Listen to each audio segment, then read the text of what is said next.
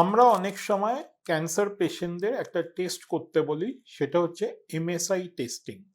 তো MSI testing কেন করতে বলি সেটা নিয়ে চলুন আজকে আমরা একটু আলোচনা করি। আমাদের সেলসে ডিএনএ আছে এবং সেই ডিএনএ সিকোয়েন্স ঠিকভাবে আছে কি নেই সেটা আমাদের শরীরে চারটে জিনস দেখাশোনা করে। সেই চারটে জিনের নাম হচ্ছে MLH1, MSH2, MSH6 আর PMS2।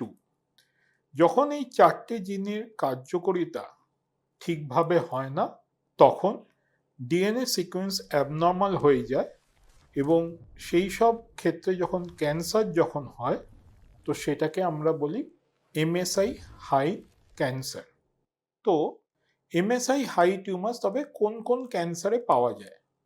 MSI high cancer mainly পাওয়া যায় কোলোরেক্টাল ক্যান্সার বা গাইনোকোলজিক্যাল ক্যান্সার, যেমনি গর্ভকোষের ক্যান্সার বা স্টমাক ক্যান্সার, প্যানক্রিয়াটিক ক্যান্সারে।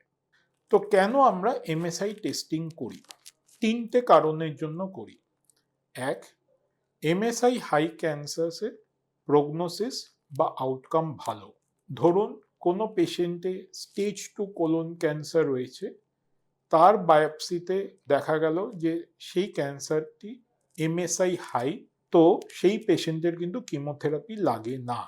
দুই, এমএসআই হাই ক্যান্সার যদি পেশেন্টদের যদি থাকে, তখন সেই পেশেন্টদের আমরা আরও কিছু টেস্ট করে দেখি যে ক্যান্সারটি বংশানুগত কারণের জন্য হয়েছে না হয়নি।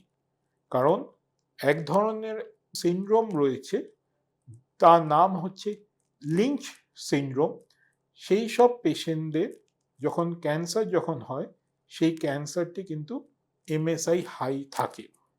আর আরেকটা মোস্ট ইম্পর্টেন্ট কারণ হচ্ছে, ধরুন কোনো পেশেন্টে স্টেজ 4 ক্যান্সার হয়েছে এবং তার এমএসআই হাই রয়েছে, তাকে আমরা কিমোথেরাপির বদলে কিন্তু ইমিউনোথেরাপি দিয়ে চিকিৎসা করতে পারি এবং দেখা গেছে তাদের ট্রিটমেন্টের আউটকাম অনেক ভালো হয় এবং কিমোথেরাপির পার্শ্ব প্রতিক্রিয়া হয় না।